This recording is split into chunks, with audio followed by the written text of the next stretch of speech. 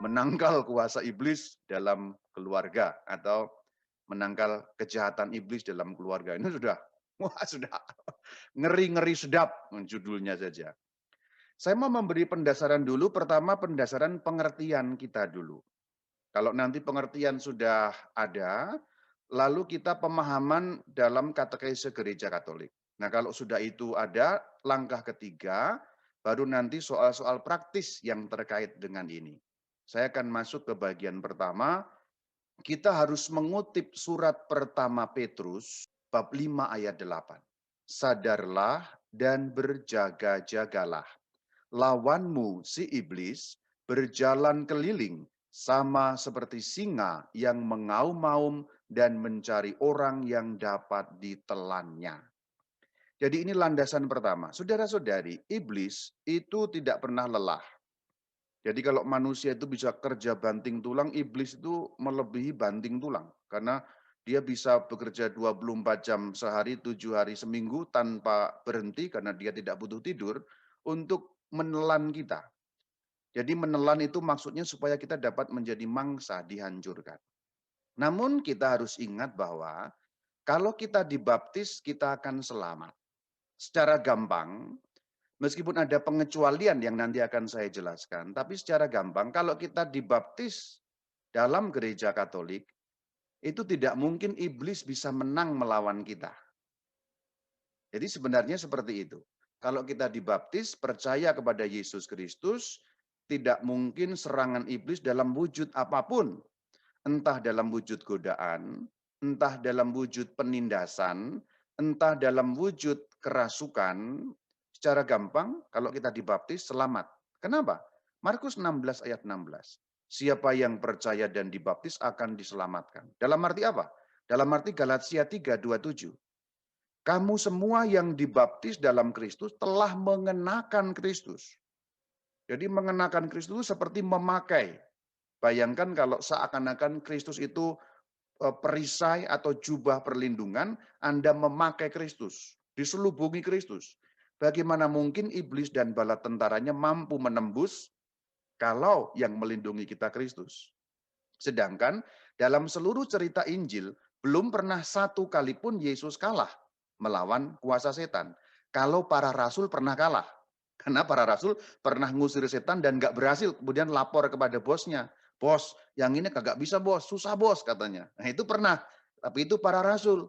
Tapi Tuhan Yesus belum pernah satu kali pun ada kisah bahwa diceritakan iblis tertawa terbahak-bahak, Yesus lari terkencing-kencing. Itu belum ada. Setiap kali ketemu iblis, iblisnya ngacir. Itu yang terjadi. Maka juga kalau kita mendalami 1 Yohanes 4 ayat 15 sambung ke 16, itu seperti ini. Barang siapa mengaku bahwa Yesus adalah anak Allah, Allah tetap berada dalam dia dan dia dalam Allah. Perhatikan kalau kita di dalam Allah, itu seperti kita berada dalam benteng. Ayat 16 juga sama. Siapa tetap tinggal dalam kasih, ia berada di dalam Allah dan Allah di dalam dia. Di dalam Allah itu gambarannya seperti ini. Jadi kalau kita dibaptis, percaya, dan tidak melanggar firman Tuhan, yang disebut melanggar itu seperti apa, nanti di bagian ketiga akan saya jelaskan. Kita pasti akan di dalam Allah. Dan di dalam Allah itu bayangannya seperti ini. Jadi perkataan firman Tuhan di dalam aku atau di dalam Allah, itu gambarannya seperti ini. Benteng yang kuat sekali, dan benteng itu adalah Allah. Kemudian kita berada di dalamnya, sehingga serangan apapun yang dari luar, dari iblis ini tidak mungkin mampu menembus pertahanan kita karena kita berada di dalam Allah. Nah itu yang terjadi. Jadi sebenarnya iblis itu nggak mungkin bisa nyerang orang Katolik. Kalau orang Katolik berada di dalam Allah, berarti setia. Apa yang membuat orang Katolik bisa kena serangan kuasa iblis? Karena dia keluar dari benteng. Nah itu yang masalah. Jadi bukan karena bentengnya kurang kuat, tapi orangnya keluar dari benteng. Tidak lagi yang dikatakan di dalam aku. Maka kuncinya ini. Ini kan seringkali kita dengar ayat ini. Nah, penerapannya kalau dalam hal kuasa jahat ya seperti ini. Yohanes 15 ayat 4. Tinggallah di dalam aku. Perhatikan gambaran tadi itu. Tinggallah di dalam aku. Bayangkan kalau akunya itu seperti benteng. Tuhan Yesus memang menggambarkan itu seperti gambaran pohon anggur itu, ya memang beliau menggambarkan begitu. Namun saya sedikit mengubah gambarannya, bukan gambaran anggur salah, tidak, tapi konteks. Karena kita konteksnya kan ngomongin roh jahat, maka gambaran benteng, kalau roh jahat itu kan nyerang. Tadi itu loh, musuhmu berkeliling mau menelan, mau nyerang. Maka gambaran yang paling baik untuk menggambarkan kalau kita sedang urusan dengan roh jahat itu benteng. Karena gambarannya itu gambaran peperangan kalau dengan roh jahat itu. Kita itu perang dengan roh jahat, maka gambaran paling baik itu memang benteng. Nah, ini ayat kunci ini sebenarnya. Ini gambar kunci ini, maksudnya ini ayat kunci untuk memahami di dalam Yohanes 15 ayat 4 itu dikatakan tinggallah dalam aku dan aku di dalam kamu. Kamu tidak berbuah jika kamu tidak tinggal di dalam aku. Tidak berbuah ini maksudnya berarti menjadi kacau.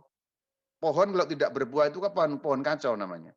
Berarti kalau tidak tinggal di dalam aku, perhatikan kegambaran benteng, kalau tidak tinggal di dalam benteng, berarti kita di luar, kita hancur. Kehancuran yang digambarkan kemudian dibakar itu loh. Kalau dalam Injil Yohanes nanti akan muncul juga. Jadi itu yang pertama, ini kunci yang pertama. Kenapa kok yakin pasti aman, Romo? Yakin, Romo? Yakin. Tidak hanya 100%, 1000%, semiliar persen. Karena apa? Karena dalam Injil ketika Yesus versus iblis, bahkan iblis sekalipun yang turun tidak bisa mengalahkan Tuhan Yesus. Kalau kita tinggal di dalam Yesus, sedangkan Yesus tanda petik sesakti itu, bagaimana mungkin kita bisa khawatir? Nah kan gitu. Yuk kita lihat. Matius 4 ayat 10 dan 11. Ini beberapa poin saja yang saya tunjukkan sebagai ayat-ayat, ya boleh dikatakan saya comot sana sini. Sebenarnya ayatnya banyak sekali. Saking banyaknya kalau saya cuma ngomongin ayat, nanti sampai jam 9 malam belum selesai ayatnya itu. Saking banyaknya gitu ya. Ini saya cuplik saja. Maka berkatalah Yesus kepadanya, enyahlah iblis. Lalu iblis ketawa terbahak-bahak, nggak mau pergi. Enggak pergi. Lalu iblis meninggalkan dia karena takut. Gitu. Ayat 11. Selanjutnya, Lukas 10 ayat 18. Lalu kata Yesus kepada mereka, aku melihat iblis apa? Jatuh seperti kilat dari langit. Jadi Anda bayangkan itu seperti kilat yang dari langit yang dalam arti tertentu jatuh ke tanah, terhempas jatuh ke tanah. Ini gambaran iblis telah kalah. Dan memang iblis telah dikalahkan oleh kuasa Yesus. Ini gambaran yang bagus sekali dalam Lukas, iblis jatuh. Kita juga lihat dalam Kisah Para Rasul. Tentang Yesus dari Nazaret menyembuhkan semua orang yang dikuasai iblis. Perhatikan bahwa kalau kata menyembuhkan itu berarti kan sakit. Berarti sudah dikuasai. Tadi kalau belum dikuasai, Yesus mampu menangkal. Kalau sudah dikuasai, Yesus mampu sembuhkan. Jadi dalam ini konteksnya sedikit lain tapi sama. Intinya adalah Yesus menang. Jadi kalau kita belum terkena serangan, Yesus mampu bentengi. Tapi suatu kali kita keluar dari benteng tadi sehingga terserang, kemudian kita luka oleh serangan iblis, ini gambarannya Tuhan Yesus mampu sembuhkan. Kisah Rasul 10 ayat 38. Menyembuhkan semua orang yang dikuasai iblis. Ini saya pertama mau sampaikan dulu landasan-landasan Alkitab. Jadi iblis itu nyata. Karena zaman sekarang itu ada dua ekstrim, saudara-saudari. Ekstrim yang pertama, menganggap iblis tidak ada. Ekstrim yang kedua, menganggap iblis ada di mana-mana. Itu dua ekstrim yang kita tidak boleh. Kita harus di tengah. Iblis ada, tetapi bukan berarti apa-apa kok lihat iblis. Ya. Corona itu karena iblis, ya bukan. Itu ada sebab-sebab alamiah, ya. Jadi jangan memandang semua kok gara-gara iblis, nah, gitu ya. Ban Anda kempes, mobil Anda, wah ini karena iblis. Apa-apa kok iblis. Lampunya mati, ini karena iblis. Ya enggak, ini karena PLN-nya listriknya kurang gitu aja gitu ya. Jadi zaman sekarang ini dua ekstrim yang harus dihindari. Ekstrim pertama, memandang semua itu dari sudut pandang pokoknya apa-apa yang jelek itu pasti penyebabnya setan. Enggak selalu. Lalu ekstrim yang kedua menganggap iblis tidak ada. Zaman modern kadang-kadang orang menyepelekan, iblis itu kan cuma gambaran. Bukan. Iblis bukan gambaran. Iblis betul-betul ada, hanya tidak terlihat. Karena iblis namanya adalah makhluk roh murni. Sebagai makhluk roh murni, tidak dapat dideteksi dengan alat fisik manapun di dunia ini. Jadi itu yang mau saya katakan yang pertama, bahwa landasan Alkitabnya sangat jelas, kita jangan takut. Kemudian kita lihat juga dalam 1 Yohanes 3 ayat 8. Untuk inilah anak Allah menyatakan diri, yaitu supaya apa? Membinasakan perbuatan-perbuatan iblis. Ini jelas ayat-ayat Alkitab. Memusnahkan dia, yaitu iblis. Jadi sebenarnya seluruh ayat-ayat Alkitab itu mau mengatakan kepada kita, kita berada di dalam Yesus, berarti dalam benteng yang kuat, tidak mungkin ditembus karena Yesus selalu menang. Syaratnya satu, Anda jangan keluar dari benteng. Yaitu, syaratnya satu, Anda jangan keluar dari benteng yang artinya tetap tinggal di dalam, kuncinya, di dalam akunya Yesus. Sekali Anda keluar dari Yesus, Anda rentan karena gambarannya berarti Anda di luar benteng. Banyak orang melakukan tindakan konyol dan bodoh keluar dari benteng sehingga dia diserang luar biasa. Nanti kita akan lihat apa saja bentuk-bentuk yang membuat kita keluar dari benteng itu. Kemudian ayat kunci yang kedua, Yakobus 4 ayat 7. Tunduklah kepada Allah dan lawanlah iblis, maka ia akan lari daripadamu. Perhatikan, ada 3 pokok di sini. Pokok yang pertama, inti yang pertama, tunduklah kepada Allah. Jangan dilupakan kalimat pertama. Ini kunci tapi ada tiga inti kalimat. Inti kalimat pertama, tunduklah kepada Allah. Jangan lupa. Tunduk kepada Allah, gambaran benteng tadi tetap di dalam benteng. Kalau kita tunduk kepada Allah, baru bisa melawan iblis. Jadi tidak mungkin kita melawan iblis tanpa syarat nomor 1. Nah, ini tolong direnungkan baik-baik. Anda tidak mungkin melawan iblis kalau tidak tunduk kepada Allah. Barulah kalau Anda tunduk kepada Allah, melawan iblis, pokok pikiran yang ketiga apa? Anda baca bersama-sama itu. Maka ia akan ngacir daripadamu. Ini bahasanya orang Keranggan tuh ngacir itu. Ya, itu kan Keranggan kan banyak Betawi-Betawi juga ya. Dengan daerah kampung sawah sana kan banyak Betawi ngacir gitu. Jadi iblis akan ngacir gitu, lari. Ini ayat kunci yang kedua yang tolong diingat baik-baik. Jadi untuk melawan iblis bukan dengan kekuatan kita sendiri, saudara. Kita enggak bisa lawan iblis. Karena iblis besar kuasanya. Kenapa? Karena iblis itu malaikat. Malaikat yang jatuh, tapi kuasanya masih tetap ada. Maka kunci untuk melawan iblis, tunduk kepada Allah. Jadi kalimat ini jangan lupa.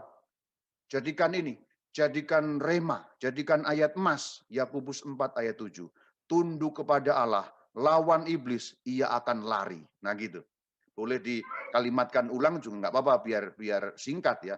Tunduk kepada Allah, lawan iblis, ia akan lari. Nah itu, tunduk kepada Allah, lawan iblis, ia akan lari. Jangan lompat ke nomor 2. Nomor 2 itu lawan iblis.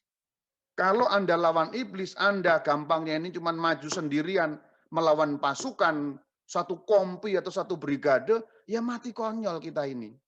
Kalau kita tunduk kepada Allah, kita berada dalam lindungan, dan yang kedua, berada di bawah perlindungan para malaikat kudus. Santo Mikael terutama.